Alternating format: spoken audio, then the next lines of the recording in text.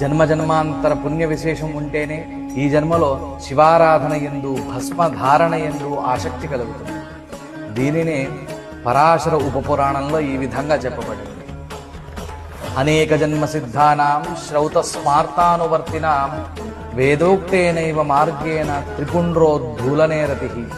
అంతేకాకుండా భస్మద్వేషం అనేది పూర్వజన్మార్జిత పాపం ఉంటేనే కలుగుతుంది.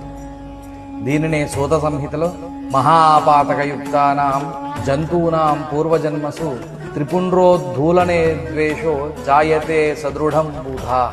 అంటే పూర్వజన్మలో పాపము చేసిన వారికి మాత్రమే భస్మధారణ యందు శివ ఆరాధన యందు ద్వేషం కలదు. శివుడు భస్మము భస్మధారి వేరు కాదు. శివుని యందు భస్మము యందు భస్మధారుల యందు ద్వేషము దూషణ ఎప్పుడూ చేయరాదు. ఇవి మహాపాతకములుగా చెప్పబడ్డాయి.